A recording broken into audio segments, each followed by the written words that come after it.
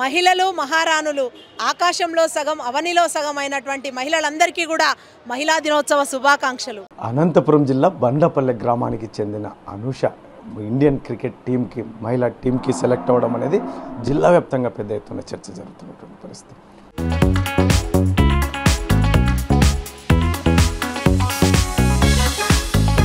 ముఖ్యంగా ఇప్పటికే కూడా ఇండియా తరఫున కూడా మ్యాచ్లు కూడా ఆడినటువంటి పరిస్థితి. ఆమె సొంత ఇంటిలో ఉన్న సాధారణమైన రైతు కుటుంబంలో జన్మించిన అనూష తన స్వశక్తితో ఏదైతే ఉందో తను కష్టపడి ఇక్కడ ఏదైతే ఉందో అనంతపురం జిల్లాలో ఉన్నటువంటి ఆర్డిటి సంస్థ చేయూతతో అందులో ముఖ్యంగా ఇక్కడ బండ్లపల్లి గ్రామంలో చదివే సమయంలో ఇక్కడ ప్రోత్సాహం ఇచ్చినటువంటి పీఈటీ దగ్గర నుంచి అలాగే ఈరోజు ఇండియన్ మహిళా టీంకి సెలెక్ట్ అవ్వడం అనేది జిల్లా వ్యాప్తంగా పెద్ద ఎత్తున చర్చ జరుగుతున్నటువంటి పరిస్థితి. ఇటువంటి పరిస్థితుల్లోనే ఈ అమ్మాయి అనూష కూడా ఖచ్చితంగా పట్టుదలతో ఆమె ప్రాక్టీస్ చేయడం కానీ అందులో ముఖ్యంగా ఈ మధ్యకాలంలోనే ఆమె స్పోర్ట్స్ కోటాలో కూడా జాబ్ రావడం ఇటువంటి పరిస్థితి అనేది చాలా ఈ గ్రామ ప్రజలే కాకుండా జిల్లా వ్యాప్తంగా కూడా చాలా గొప్పగా చెప్పుకునేటువంటి పరిస్థితి. ఇటువంటి పరిస్థితుల్లోనే అనూష ఈ మధ్యకాలంలో ఒక 2-3 మ్యాచ్లు ఆడినటువంటి నేపథ్యం ఇక రానున్న కాలంలో కూడా ఖచ్చితంగా ఇండియన్ టీంకి కంటిన్యూస్గా నేను ఆడతాను అని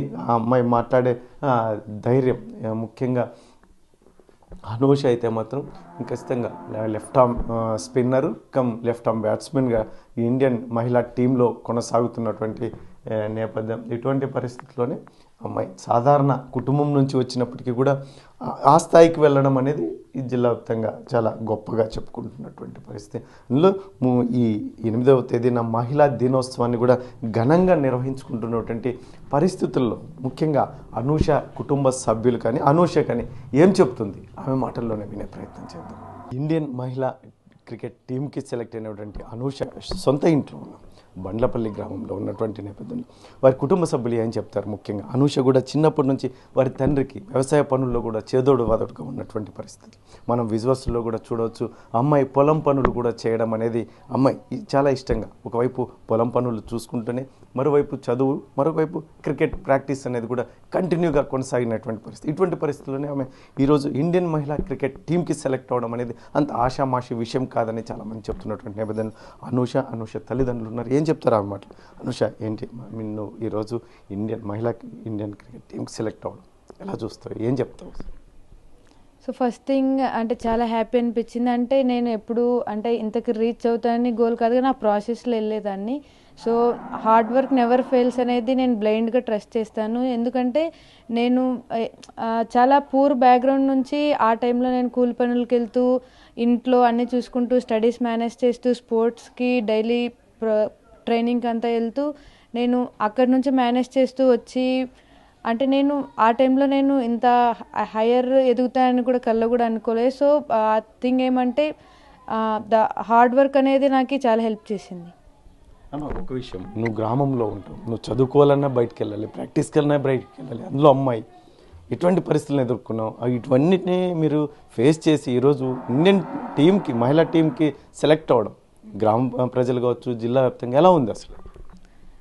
అంటే ఆ టైంలో ఈవెన్ ఇంటి చుట్టుపక్కల ఉన్న వాళ్ళు కూడా అమ్మాయిని అట్లా బయట పంపిస్తున్నారు, ఎందుకు అమ్మాయిని అలా బయట పంపించకూడదు ఇలా చాలామంది చెప్పేవాళ్ళు. కానీ మా అమ్మ నాన్న అంటే ఇంట్లో వాళ్ళు ఎప్పుడు నన్ను వెనుకడికి వేయనివ్వలేదు, ఎప్పుడు ప్రోత్సహించేవాళ్ళు. సో నాకు ఎప్పుడు ఈవెన్ ఇంట్లో డబ్బులు లేకపోయినా మా నాన్న బయట అప్పు చేసి మరీ తీసుకొచ్చి ఇచ్చేవాడు. మాకు డబ్బులు లేదు అనే ఆ కొరత ఎప్పుడు చూపించలేదు. సో నాకు ఎప్పుడూ ఇబ్బంది రాకుండా మా తల్లిదండ్రులు ఇంట్లో ఫ్యామిలీ అంతా మంచిగా చూసుకున్నారు. అలాగా నాకు ఆ టైంలో నేను కూడా ఏదో ఒకటి సాధించాలని ఆ ప్రోత్సాహంతో ఎప్పుడు బాగా కష్టపడేదాన్ని. నాకు అసలు రిజల్ట్ ఇలా ఉంటుంది, ఇది ఏముంటుంది ఇలా అని కూడా ఏం తెలియదు. సో హార్డ్ వర్క్ చేస్తే అట్లా ఇంతవరకు వచ్చాను. పొలాలు ఉన్నప్పటికీ కూడా కూలి పనులకు వెళ్ళే పరిస్థితులు ఉన్నాయి మా కుటుంబంలో అని చెప్పేసి మీ కుటుంబ సభ్యులు కాకుండా మీ గ్రామంలో కూడా చాలామంది చెప్తారు. ఇటువంటి పరిస్థితుల్లో అనూష ఈరోజు ఇండియన్ క్రికెట్ టీంకి సెలెక్ట్ అయింది. రానున్న కాలంలో ముఖ్యంగా నువ్వు కూడా పొలం పనులకి దగ్గరుండి పొలం పనులు కూడా చేసావని చెప్తారు. ఏం చెప్తావు ఆ పరిస్థితులు, ఏం చెప్తావు? అవును, ఆ టైంలో వెళ్ళేదాన్ని. అంటే ఆ టైంలో ఇంట్లో డబ్బులు కానీ చాలా ఇబ్బంది ఉండేవి. సో ఆ టైంలో మన స్కూల్ ఉన్న రోజులంతా తోటలో పొలం పనులు చేసేదాన్ని. దాని తర్వాత సమ్మర్ హాలిడేస్ మనకి 50 రోజులు వస్తాయి స్కూల్కి. ఆ టైంలో ఆ టైంలో 30 రోజులు పనికి వెళ్తే రోజుకి 100 వచ్చేది. సో 30 రోజులు వెళ్తే 3000 వచ్చేవి. దాంట్లో 1500 ఇంట్లో ఇచ్చి 1500 నా ఖర్చులు పెట్టుకొని అకాడమీకి ఇట్లా ఆర్డిటీలోకి అంతా వెళ్ళి మ్యాచ్లు ఆడి క్యాంప్స్ చేసేదాన్ని. సో ఆ టైంలో పండ్లు మా ఊర్లో పండ్లు అప్పుడు వాటర్ ఇక్కడ పొలాల్లో తక్కువ. సో పంటలు ఇవి ఉండేవి కాదు. సో బయట ఊర్లోకి వెళ్ళి చేసి పనులు చేసి వచ్చేవాళ్ళం. నేను కానీ మా అమ్మ, నాన్న, అన్న అందరం పనులకి వెళ్ళి వచ్చేవాళ్ళం.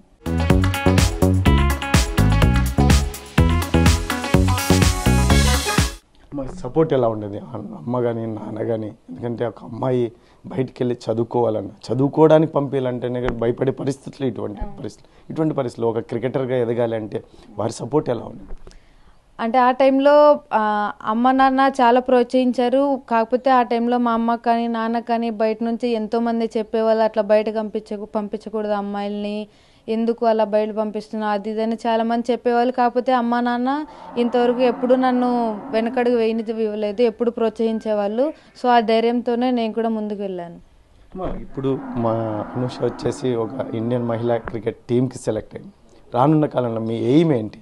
ఎందుకంటే కంటిన్యూగా మీరు ఇండియన్ మహిళా క్రికెట్ టీంలో కొనసాగాలి అంటే మీ ఫిట్నెస్ కావచ్చు, లేదంటే మీ ఫామ్ కావచ్చు, ఇటువంటివన్నీ చాలా క్రూషియల్గా ఉంటాయి. ఇటువంటి పరిస్థితుల్లో మీ యాక్షన్ ఆఫ్ ప్లాన్ ఎలా ఉండదు? యాక్షన్ ఆఫ్ ప్లాన్ అంటే ఇంకా ప్రాక్టీస్ ఇవే, కానీ ఇంకా బెటర్మెంట్ చేసుకోవటం, ఇంకా ఫిట్నెస్ లెవెల్స్ మెయింటైన్ చేయటం ఇవి చేయాలి.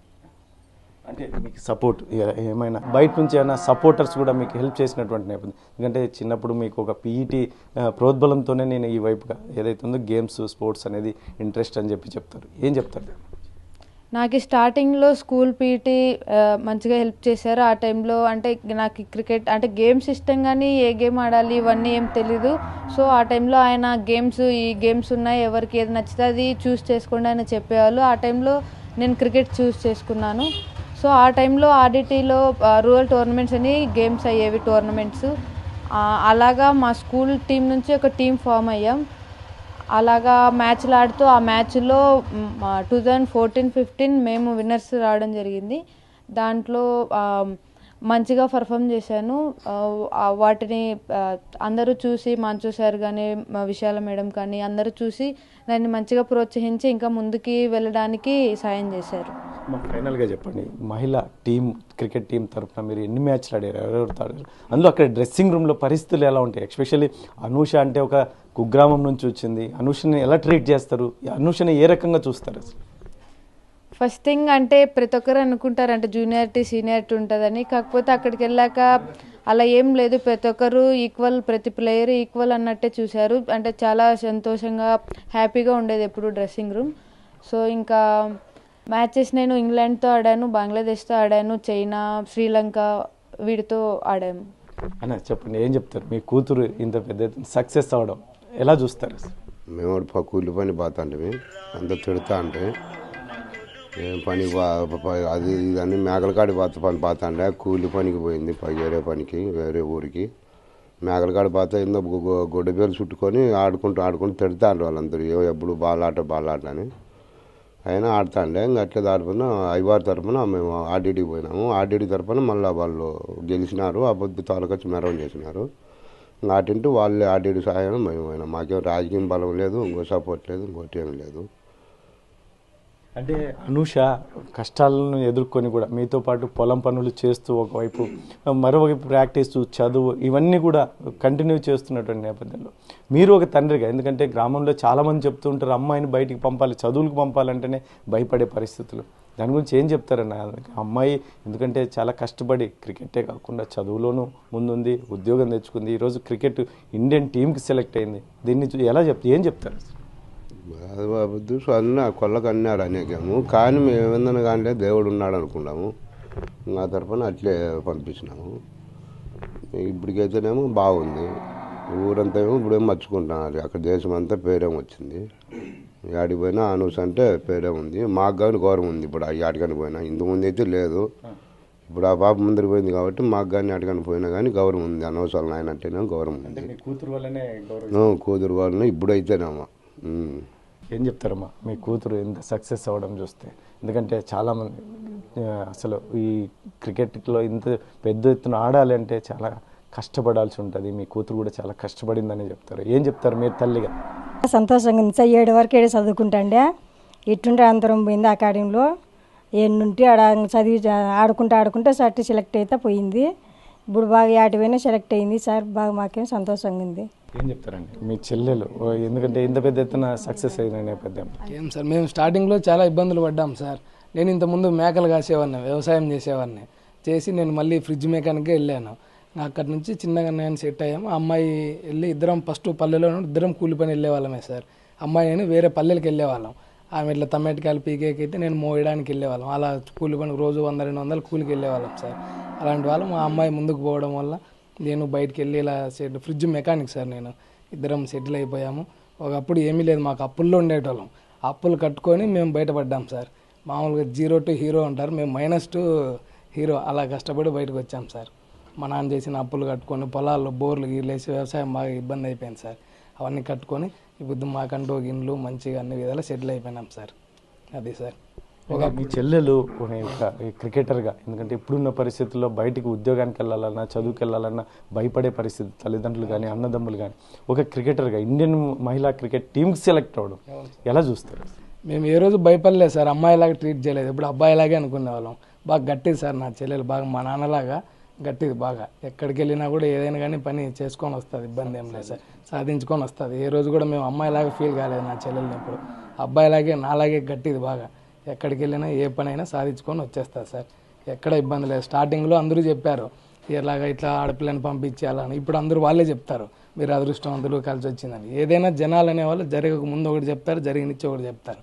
అవన్నీ కాదు, మనం ఏదైనా చేయాలనుకుంటే చేయాలంతే సార్. అది ఆ గట్టిగా పోరాడే కష్టపడింది, దేవుడి దయ వల్ల ఈరోజు మంచి స్థాయికి ఎదిగాం సార్. అది మా చేతుల కష్టం మీదే మేము పైకి వచ్చాం సార్. ఎటువంటి సహకారం లేదు, ఏ సపోర్ట్ లేదు. ఎవరికి డబ్బు ఇచ్చి మీరు చేసుకోండి అని వాళ్ళు లేరు. ఈ సలహా చెప్పి మా అమ్మ మా నాన్న వ్యవసాయం చేసుకుంటారు అంతే, మాకు సలహా ఇచ్చి అంత తెలియదు పాపం. వాళ్ళు వ్యవసాయం వరకు చేసుకోగలరు, ఏదైనా కానీ తెచ్చి పెడతారు. మాకు ఏదైనా లేదన్నా కూడా వాళ్ళు ఏదైనా తీసుకొచ్చి అప్పు చేసి కానీ తీసుకొచ్చి పెట్టేటోళ్ళు. సలహా ఇచ్చి అంత ఇది లేదు మా అమ్మ మా నాన్న. కానీ మేము మా అన్న చెల్లెలు కష్టపడి మా స్వతహాగా ఇద్దరం మా చేతుల కష్టం మీదే పైకి వచ్చాం సార్. దీంట్లో ఎవరు ఇది లేదు. మంచిగా ఫస్ట్ అమ్మాయికి ఆర్డిటీ సహాయం చేసింది సార్. అక్కడి నుంచి ఇంకా ఏసీ ఇప్పుడు బీసీసీ వాళ్ళు అట్లా సహకారంతో వెళ్ళిపోయింది సార్. అది ఫస్ట్ ఆర్డిటీనే బాగా సార్, వాళ్ళకి మాన్సో ఫేరర్ సార్, వాళ్ళకే మంచి ఇది సార్. వాళ్ళు అప్పటికే సంవత్సరానికి 48,000 డబ్బులు ఇచ్చేవాళ్ళు అమ్మాయి ఖర్చులకు అని చెప్పేసి, కొద్దిగా ఒక లెవెల్ ఆడినిచ్చి. అట్లా మా అమ్మాయి ఇంకా అప్పుడు పనులకు వెళ్ళకుండా ఇంకా ప్రాక్టీస్ చేసుకుంటూ అలా సక్సెస్ అయిపోయింది సార్. అంతే సార్. అమ్మా ఏం చెప్తారు? మా మీతో పాటు కూలి పనులకు కూడా అనుష వచ్చేదని చెప్తారు, అది నిజమేనా? సార్ తోటలో పని చేసుకుంటాండి సార్. అటుంటే మా తోట పని లేనప్పుడు సార్ కూలి పనికి కానీ పోయినాం అనుష నేను. చదువుకుంటే సార్ కూలి పనికి పోతా అంటే చదువులేని బడిలేని అవ్వదు, కూలి పనికి వస్తాడు సాయానికి తొలపోతా అంటే బాధ అనిపిస్తే సార్. ఆవిడ సంసారం లేదు కాబట్టి సహా ఆవిడకి తలబని తప్పలేంగా. ఆవిడకి మేము చాలా బరువులు ఉంటాం సార్, కష్టాలు ఉంటాం ఆవిడకి. అందువల్ల బడిలేని అవ్వ తలపోతాండి సార్. నేను ఇద్దరిని పిల్లలు కానీ తలవినా అంటే అనుష నేను రాను కూలి పనికి అని చెప్పేసి ఎప్పుడైనా ఆయమ్మ రానన్నే కానీ సార్ రావాలమ్మా అది వారిన వద్దు బడి లేదు కదా అని తొలవతండి సార్. మే రానంటాడు బాబు, అయినా తొలవతండి నేను. కష్టపడింది. ఏమో బడిలే నవ్వుతున్నాడు ఇంటికాడనే చంపుతావు నన్ను అన్నే కానీ రామ్మ నాడే బడి లేదు లేని తొలవతండి. ఏమో రానన్నే కానీ బలవంతంగా. ఏం చెప్తారు మా మీరు ఇంటికి వచ్చారు అనుష గురించి ఏం చెప్తారు? I feel very lucky to be in the family. Anusha చాలా కష్టపడింది, ఈ మధ్య తెలుసుకున్నాను. తను చాలా hard worker. I'm so lucky to be his family, very glad. అంటే నెక్స్ట్ అనుష ఇప్పుడు ఇండియన్ క్రికెట్ టీంలో ఆడుతుంది. రానున్న కాలంలో ఏ స్థాయికి వెళ్ళాలనుకుంటున్నారు? ముఖ్యంగా కంటిన్యూగా ఇండియన్ మహిళా టీంలోనే కంటిన్యూ అవ్వాలని కోరుకుంటున్నారు. ఎస్, తను కంటిన్యూ అవ్వాలని హైయర్ స్టాండర్డ్ వెళ్ళాలని కోరుకుంటున్నాను. Thank you.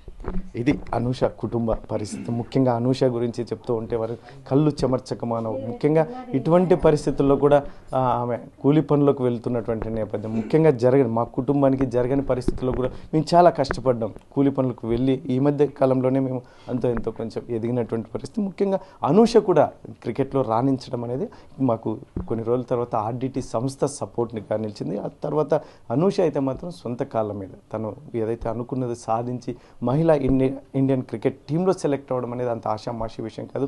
మొదట్లో చాలా డిస్కరేజ్, ముఖ్యంగా అమ్మాయిని బయటికి పంపడం విషయంలో చాలామంది డిస్కరేజ్ చేసిన మాట వాస్తవమే. కానీ మా నాన్న మా అమ్మ ఖచ్చితంగా ఆ అమ్మాయిని ఒక కొడుగ్గా భావించి బయటికి పంపించారు. చదువులోనే కాకుండా క్రికెట్లో కూడా రాణించినటువంటి నేపథ్యం. ఇటువంటి పరిస్థితుల్లోనే మహిళా ఇండియన్ క్రికెట్ టీంలో రాణిస్తుంది.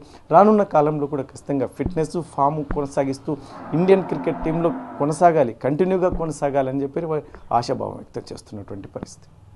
కెమెరా పర్సన్ సుధాకర్తో చల్లాకి నాయుడు, RTV, బండ్లపల్లి గ్రామం నుంచి, అనంతపురం జిల్లా. మరిన్ని వీడియోస్ కోసం ఛానల్ ని సబ్స్క్రైబ్ చేయండి. లేటెస్ట్ అప్డేట్స్ కోసం వాట్సాప్ ఛానల్ ని ఫాలో చేయండి. అండ్ లింక్ డిస్క్రిప్షన్ లో ఉంది.